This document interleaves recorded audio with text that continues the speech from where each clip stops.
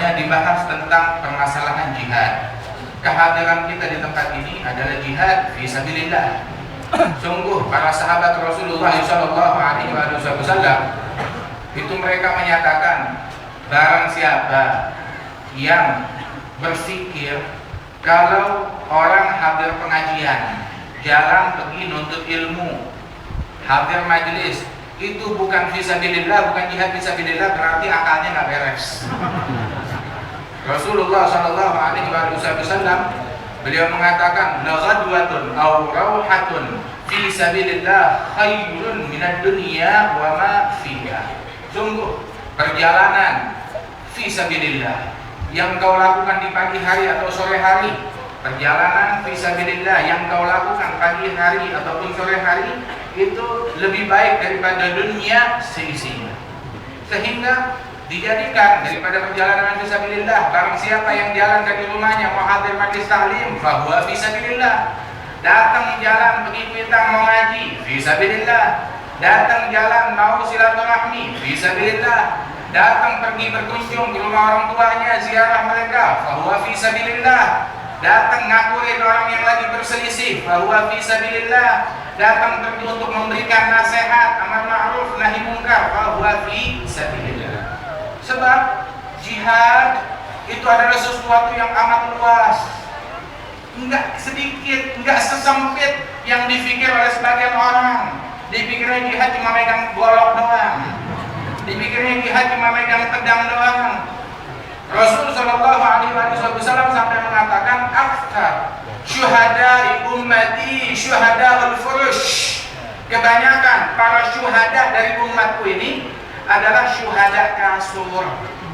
Syuhada matinya, meninggalnya bukan di medan perang, tapi di kasur. Kenapa? Di hatinya membawa semangat jihad, membawa niat jihad, mengemban jihad perjuangan Nabi Muhammad SAW. Apa itu jihad yang dibawa oleh Nabi Muhammad SAW? Dakwah ilallah, al-khuluqul hasan, ta'limul ummah, tarbiyah. Ini dakwah dan jihadnya Rasulullah SAW. Nabi tatkala beliau bersabar, tatkala beliau mengajar, tatkala beliau berdakwah, tatkala beliau menahan cercaan dan makian dan membalas itu semua dengan kebaikan. Yang dilakukan keburukan tersebut oleh orang-orang musyrikin, beliau balas semuanya dengan kebaikan, dengan santun, dengan dakwah, dengan rahmat, dengan kasih sayang. Maka dilakukan masa-masa dakwah tersebut, dilakukan 13 tahun di Mekah. Dan Rasul Shallallahu Alaihi Wasallam yang beliau menghabiskan daripada masa dakwahnya di dalam medan peperangan sedikit, hanya sekian tahun saja.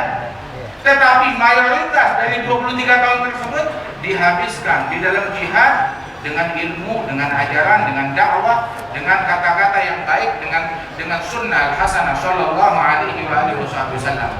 Waktu di Mekah, Nabi Muhammad gak pernah bawa golok, gak bawa pedang, gak pernah melakukan kekerasan apapun. Akan tetapi Allah Ta'ala mewahyukan kepada Nabi Muhammad di tempat tersebut, wajahidil musyrikin jahidhum jihadan kabira, jihad terhadap mereka dengan jihad yang besar. Ini jihad di Mekah, ini ayat ini turun. Jihadlah kaum orang-orang musyrikin dengan jihad yang besar. Nabi kalau disuruh oleh Allah Ta'ala dilaksanakan atau tidak? Allah Ta'ala suruh Nabi jihad tuh, jihadlah kaum musyrikin dengan jihad yang besar. Dilakukan atau tidak oleh Nabi Muhammad? Dilakukan. Dan ini ayat turun di Mekah, dilakukan oleh Rasulullah di Mekah. Tapi Nabi nggak bawa golok di Mekah, nggak bawa pedang di Mekah. Dan dinamakan masa-masa Mekah 13 tahun jihad kabir, masa jihad yang besar. Nggak ada ngumpet-ngumpet di suatu malam di Ka'bah dikelilingin 360 berhala, ayo udah malam mumpung nggak ada orang lihat kita hancurin satu. Tidak. Tapi Nabi disebutkan masa beliau di sana jihad dan kabira. Apa yang beliau lakukan? Di situ beliau bersabar, beliau berdoa, kemudian juga beliau mendidik dan membina umat Sallallahu Alaihi Wasallam. Waktu pulang dari suatu peperangan, pertempuran, di mana banyak sahabat yang terbunuh, banyak yang terluka parah. Pulang ke Madinah dalam keadaan terluka, nyampe rumah, apa Nabi bilang? Raja'na min jihad al-asghar ila jihad al-akbar. Kita pulang daripada jihad kecil menuju jihad yang besar. Nah, tadi di medan perang dinamai nama Nabi jihad kecil. Nyampe rumah nih jihad besar. Ada apa di situ? Itu adalah kelanjutan daripada ketika seseorang belum melakukan jihad yang kecil, kemudian dari rumah terus apa? Orang udah pada masuk Islam, udah pada beriman, terus apa kelanjutannya? Nah, itu di situ justru perlu perjuangan lebih banyak. Pertempuran beberapa hari udah selesai. Akan tetapi setelah pertempuran itu apa? Ada kelanjutannya. Pendidikan, dakwah, tarbiyatul aulad, menjalankan sholat 5 waktu. Nah, itu jihad yang besar, mengekang hawa nafsu, menjaga diri dari kemaksiatan, muhafadzah ala ta'at. Nah, itu jihad yang besar. Tetapi orang kalau pikirannya picik, menyangka wah yang penting udah mikul golok terus sudah selesai dah, selesai urusan. Yang lain nggak penting, tazkiyah nggak penting, pembersihan jiwa nggak penting, itu bukan jihad. Nabi bilang apa? Rubba gatilin baina saffain, Allahu a'lam biniyati. Seringkali ada kalinya orang yang terbunuh di barisan peperangan, di dalam barisan peperangan, tetapi jangan dikira kalau dia itu masuk surga, Allah tahu apa niatnya. Dalam riwayat yang lain, ada satu sahabat bilang, ketika ini ada yang mati, katanya mati syahid, terus dibilang satu sahabat, hani'an lahul jannah, untung nih orang dia masuk surga. Nabi menegur, wa ma yudrik, ente ngomong enak banget, tahu dari mana memberikan predikat surga sedemikian gampangnya. Wa ma yudrik la'allahu kan yatakallam fima la ya'ni. Jangan segampang itu memprediksikan mati di medan perang udah pasti dia mati syahid, belum tentu. Barangkali dia dulunya sering ngomong hal-hal yang bukan urusan dia, yang bukan kepentingan dia. Artinya apa? Dia melalaikan sisi tazkiyah, melalaikan sisi tarbiyah, sehingga jihad yang dia laksanakan tidak dibangun atas dasar yang sah. Sayyidina Ali bin Abi Thalib radhiyallahu anhu, dia mengatakan, aku tidak pernah memukulkan pedangku ini untuk hawa nafsuku, akan tetapi di jalannya Allah Subhanahu wa taala. Nggak ada keinginan untuk membela diri, nggak ada keinginan untuk membela nafsu, nggak ada keinginan untuk membela kelompok. Tidak, yang dibela adalah ajaran Allah Subhanahu wa taala. Ditanya Nabi Muhammad SAW, ada orang yang berperang tujuannya untuk begini, untuk begitu, dengan alasan-alasan yang ada deh sekarang. Nabi ngasih poinnya satu, barang siapa mengatakan litakuna kalimatullah yal ulya fahuwa fi sabilillah. Barang siapa yang bertempur, berperang, tujuannya satu, untuk meninggikan kalimat Allah, meninggikan Islam, meninggikan kalimat Allah, maka dialah yang fi sabilillah.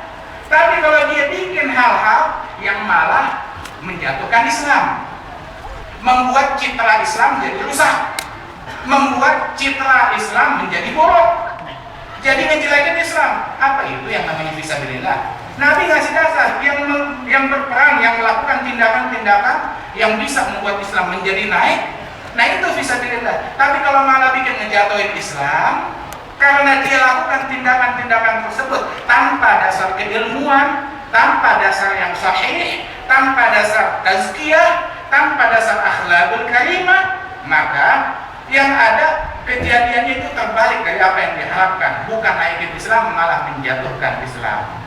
Itu disebutkan bahwasanya muslimin tidak berhasil di masanya Salahuddin Al-Ayyubi untuk merebut daripada Masjidil Aqsa, melainkan itu Sayyidina Salahuddin Al-Ayyubi itu di masa mudanya beliau adalah orang yang memiliki obsesi, memiliki perhatian besar dengan kitab-kitab karangan Al-Imam Al-Ghazali. Banyak mengkaji dan mengamalkan daripada kitab Al-Imam Abu Hamid Muhammad bin Ahmad bin Ismail Al-Ghazali. Maka dengan berkat ini kita terbuka daripada Masjidil Aqsa berhasil direbut oleh kaum muslimin. Wah, kata. Kenapa? Dasarnya adalah tasfiyah. Akan tetapi kalau dia sendiri rusak, bobrok, asasnya nggak kuat, maka justru akan semakin goyah dan menimbulkan kekacauan. Mudah-mudahan Allah Ta'ala memberikan taufik kepada kita sekalian. Intinya, mau jihad, mesti ngaji, mesti belajar, mesti nuntut ilmu, belajar juga kepada yang jelas asal usulnya dari mana. Wal Habib Ali bin Abdul Rahman dari awal hidupnya sampai wafatnya, beliau berada jihad fisabilillah. Dan para ulama-ulama yang lain, mereka adalah orang-orang yang menjalankan jihad fisabilillah dengan pena mereka, dengan tulisan mereka, dengan ucapan mereka, dan senantiasa jihad mereka tetap langgeng abadi hingga hari ini. Mereka pun pahala jihad ditulis untuk mereka dengan hadirnya kita di majelis yang mulia ini. Mudah-mudahan Allah Ta'ala berikan hidayah kepada kita sekalian, berikan taufik kepada kita sekalian, dan dijadikan Allah Ta'ala menerangi hati dan sanubari kita. Allah menjadikan jamana hada jamana marhumah, tafarruqna min ba'di tafarruqan ma'sumah, la taj'al fina wala minna wala ma'ana syadiyan wala mahrumah. Wa sallallahu ala sayyidina Muhammad wa ala alihi wasallam wa alhamdulillahi rabbil alamin. Assalamualaikum warahmatullahi wabarakatuh. Waalaikumsalam warahmatullahi wabarakatuh. Terima kasih ucapkan kepada Habib Jendal, Mustafa Jendal.